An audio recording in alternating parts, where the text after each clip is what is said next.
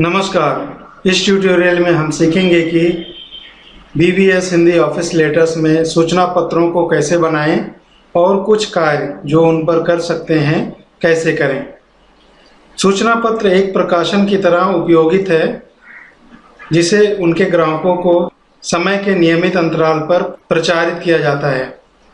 उदाहरण स्वरूप नियत कार्य पत्रिका, प्रचार पुस्तिका और बहुत कुछ।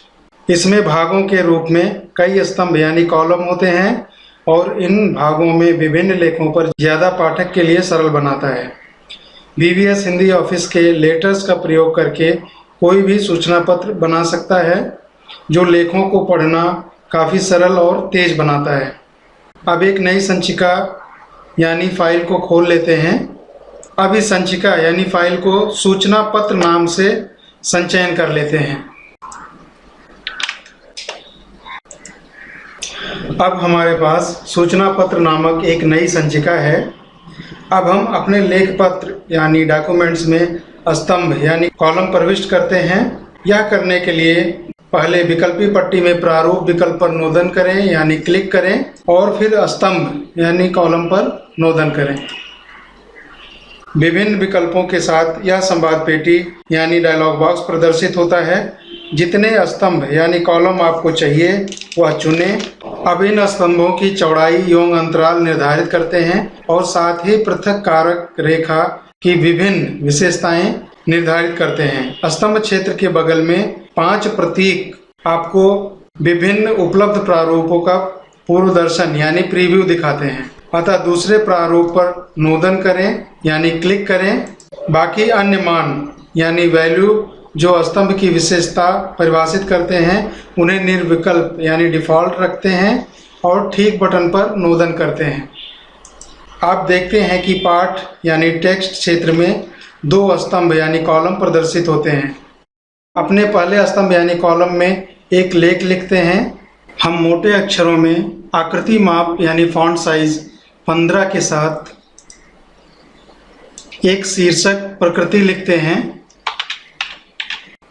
और उसके नीचे हम एक लेख लिखेंगे। आप देखते हैं पहले स्तंभ के अंत तक पहुंचने के बाद संकेतक स्वतः ही अगले स्तंभ में चला जाता है। आप इस स्तंभ में चित्र भी प्रविष्ट कर सकते हैं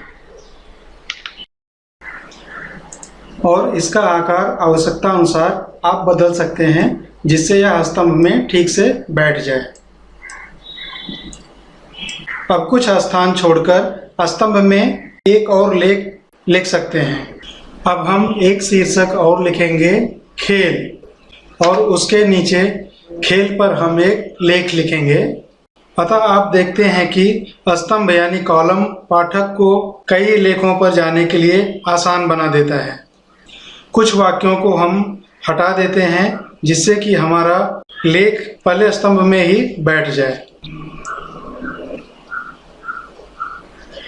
आगे के स्तंभ यानी कॉलम में पहुंचने के लिए समावेश पर नोदन करके हस्तचलित विराम पर नोदन करें। नोदन करने के बाद विराम समावेश का यह संवाद पेटी यानी डायलॉग बॉक्स प्रदर्शित होता है। इसमें स्तंभ विराम पर नोदन करके ठीक बटन पर नोदन करें।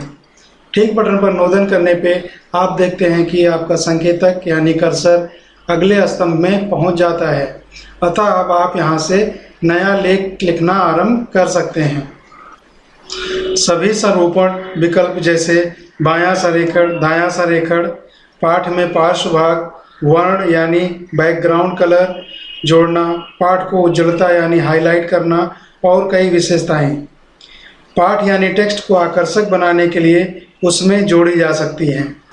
उदाहरण स्वरूप हम पाठ के भाग का चयन करते हैं जिस पर पार्श्व भाग यानी बैकग्राउंड कलर लागू करना चाहते हैं। अब मानक उपकरण पट्टी में पार्श्व भाग वर्ण पर नोदन करते हैं और हरा 4 पर नोदन करते हैं। हम देखते हैं कि चयनित पाठ के पार्श्व भाग यानी बैकग्राउंड का वर्ण यानी कलर अब हरे कलर में हो गया है। इस प्रकार आप किसी भी पाठ पर यानी टेक्स्ट पर विभिन्न प्रकार के पार्श्व भाग वर्ण यानी बैकग्राउंड कलर दे सकते हैं। यहाँ तक कि आप चित्रांकन उपकरण पट्टी में यानी ड्राइंग टूल बार में पाठ यानी टेक्स्ट विकल्प पर पहला नोदन करके सूचना पत्र बैनर भी जोड़ सकते हैं। आप लेख पत्र यानी डॉक्यूमेंट में टेक्स्ट बॉक्स को कहीं भी रखें जहां लिखित पाठ ना हो। टेक्स्ट बॉक्स के अंदर आप कोई भी पाठ यानी टेक्स्ट लिख सकते हैं जो कि बैनर या विज्ञापन की तरह कार्य करेगा। अतः कुछ पाठ टाइप करते हैं जैसे यह एक सूचना पत्र है। आप इस पाठ में इफेक्ट भी जोड़ सकते हैं। उदाहरण स्वरूप पहले पाठ पर मूसिक यानी माउस द्वारा दायां क्लिक करें और फिर पाठ पर नोदन करें। पाठ पर नोदन करने के बाद जो संवाद पेटी प्रदर्शित होगा उसमें पाठ सजीवन का चयन करें और पाठ सजीवन का चयन करने के बाद इस टैब में प्रभाव क्षेत्र में कई सारे विकल्प हैं।